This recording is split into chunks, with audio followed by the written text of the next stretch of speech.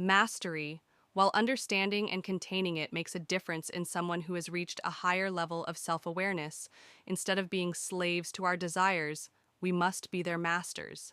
As Seneca reminds us with his philosophical perspective, Stoic reflection on masturbation is not simply about repression, but deep understanding and self-mastery. This translates into the ability to direct our emotions toward a journey of conscious self-explanation. It resides not only in momentary satisfaction, but in understanding, accepting, and embracing our deepest inclinations. From the Stoic perspective, every action has consequences not only for us, but also for the natural order of the universe. When we succumb to our most intense desires, as in the case of uncontrolled masturbation, we lose that harmonious consequences connection with nature, highly valued by the Stoics. We become prisoners of our desires, drifting away from true inner serenity. Compulsive masturbation can trigger an emotional whirlwind within us, where guilt, shame, and dissatisfaction become constant companions. The Stoics teach us to control our intense emotions through introspection and self-regulation. By consciously facing our emotions, we learn to manage them healthily and constructively. However, the Stoics encourage us to find inner peace within ourselves. True satisfaction lies in our self-mastery and our ability to find joy in what is simple and virtuous. Allow me to share a personal inspirational story. Inspirational story. I know someone who used to struggle with compulsive masturbation, seeking momentary refuge and pleasure, but facing an emotional storm after each act, immersing themselves in Stoic teachings and practicing self-control and self-regulation. This person underwent a profound transformation. They learned to confront their desires and emotions, consciously finding true joy and self-control.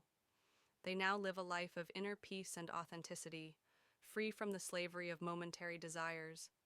True satisfaction comes from living in accordance with our deepest principles and values. When we yield to fleeting day desires, we lose sight of what we truly value in life. Compulsive masturbation.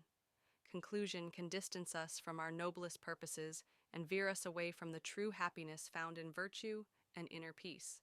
By practicing meditation and mindfulness, we can promote the mental serenity needed to resist temptations and face our emotions healthily. This compulsion becomes an obstacle to mental serenity, dragging us into regrets and steering us away from the peaceful peace found in self-control and moderation. Asian, my friend, what are you doing with your life? Do you think sitting at home and watching those videos and taking pleasure with your hands can make you confident, successful? And do you think, after wasting your time and energy on those bullshits, can attract women? Or if you're a woman, then do you also think you can attract men? No, never. So my friend, think wisely, and I want you to write in the comment that I'm a powerful person. I have control over my mind. I choose to do what motivates me. I choose to do what improves me. Thanks for staying with me. You can like the video and subscribe for more. We have heard that masturbating is something completely normal, but to what extent, how many times a day can you do it without being considered addicted? What if you can't stop? Let's answer these questions and why you should stop today with this act that seems normal but hides a trap for your life. Before we begin, I would like to apologize for the exaggerated cover, but I needed to draw your attention to this 21st century issue that weakens and harms all our young people and adults, leaving us without willpower. In this video, you will understand what happens to our brains scientifically and philosophically, and what Stoicism has to teach us about this vice. Also remember to subscribe to our channel and activate the bell so you don't miss anything. Now, history of masturbation. Let's begin. Current medicine is quite clear in stating that masturbation is completely normal, not only in humans, but also evidenced in dogs and other mammals. But this view of normal masturbation was not always so. In the past, masturbating was thought to be immoral, especially in men, because unproductive seed production prevented people from reproducing. In the case of women, it was believed that masturbation could distance them from men by finding pleasure on their own, and without assistance to this moral burden was added the physical burden, stating that masturbation caused diseases, so it was not advisable to practice it at all.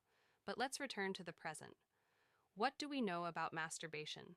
especially for men suffering from insomnia. What is known is that it induces sleep. The problem French Institute of Health and Medical Research concluded that the male brain deactivates sexual desire after orgasm, the cerebral cortex. The area responsible for conscious thought goes to rest once the man reaches climax. This, in addition to nullifying the desire to continue having sexual relations, facilitates sleep. Therefore, many men fall asleep after sexual activity. But what is the problem? So what is wrong? Well, hidden in one of its benefits is a trap. And if you frequent this channel, you will see what I am talking about. Masturbation releases dopamine in your brain. This hormone is responsible for making us feel better, providing calm relief from stress reduction and a sense of reward. This is dopamine caused by dopamine and is so pleasurable that some people become addicted. The Diagnostic and Statistical Manual of Mental Disorders incorporated hypersexuality disorder. This classifies excessive masturbation under the category of obsessive-compulsive disorder, another vice that leads to mental and also familial destruction. In many cases, you won't be able to control yourself and you become a slave to yourself, a victim of lack of control, thus seeking relationships with prostitutes, sex with multiple people, and as we saw in a previous video, excessive consumption of pornography. These are ways that a dopamine-saturated brain finds to obtain pleasure. Pay attention, addiction to masturbation comes from chemicals released in the brain. And as addiction, our brain adapts to the release of these. It feels the need to continually find the codes that generated the stimulation. Your brain will start asking for more and more dopamine to achieve the same pleasure it had the first time making. You always have to keep looking for how to masturbate again. This reaches an exaggerated point when your brain realizes that the release of dopamine is excessive and begins to block receptor in an attempt to stop you. As a result, the person performs the pleasure act. In this case, masturbates but gets nothing, which frustrates them more than they already were excessively masturbating. To satisfy that hunger for pleasure is exactly what a smoker who never stops someone who eats chocolate until vomiting, or even an alcoholic does. At this point, you must be wondering what Stoicism has to do with this. The Stoics, Stoicism, Seneca, Marcus Aurelius, and Panis of RHS, masters of self-control and wisdom, address the view of pleasure and lust from a unique perspective, from the words of Epictetus to the intimate thoughts of Seneca. They explored the depths of human passions, a legacy that still captivates us. For the Stoics, masturbation was not just a quest for carnal satisfaction, but an opportunity to explore the limits of the body and mind. They saw it as an exercise in self-awareness and a path to true freedom in their philosophy. Mastery over worldly passions and pleasures was a conquest that elevated the human spirit. Epicurus asserted that it is not nights of pleasure, but self-control that distinguishes a good man in this context, the ability to enjoy pleasure